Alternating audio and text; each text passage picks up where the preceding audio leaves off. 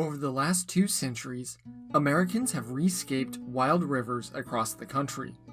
We have built dams and other structures that are symbolic of our quest to control nature.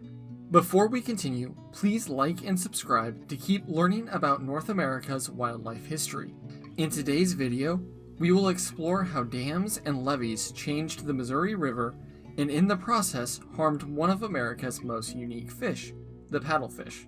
The earliest fossil records for these fish date back to the Cretaceous period around 125 million years ago. They have literally been swimming around since the dinosaurs. Paddlefish look really big and scary, but they are harmless to people. They can weigh as much as 150 pounds, but despite what their size may suggest, they are peaceful fish who eat microorganisms like plankton. That is where their characteristic rostrum, or bill, comes into play. It is a series of small ampullae that help them sense their prey, much like ampullae of Lorenzi do in sharks. In order to spawn, paddlefish travel up smaller rivers when the conditions are right. Spawning is triggered by the warmer, faster flowing water in late spring. They need gravel beds or similar hard substrate to spawn on.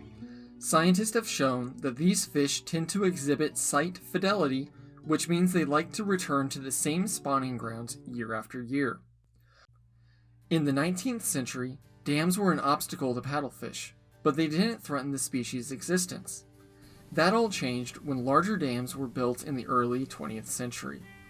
Today, we'll focus on the federal dams along the Missouri River.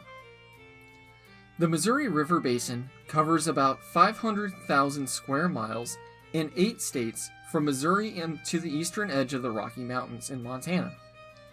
It also includes North and South Dakota, Nebraska, Iowa, and Kansas. As soon as Americans settled this area in the mid-1800s, they began to build infrastructure to harness the river's power.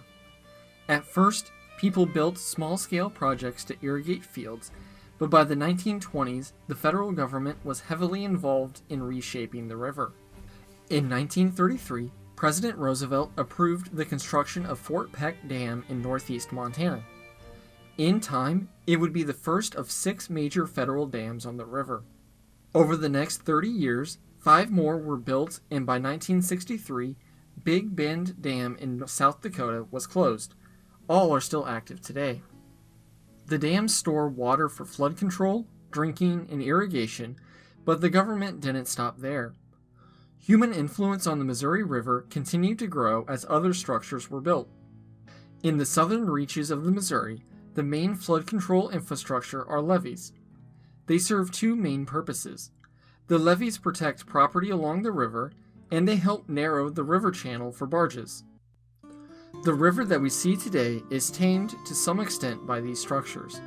They have made life along its banks easier for humans, but they have also severely damaged the river's ecosystem.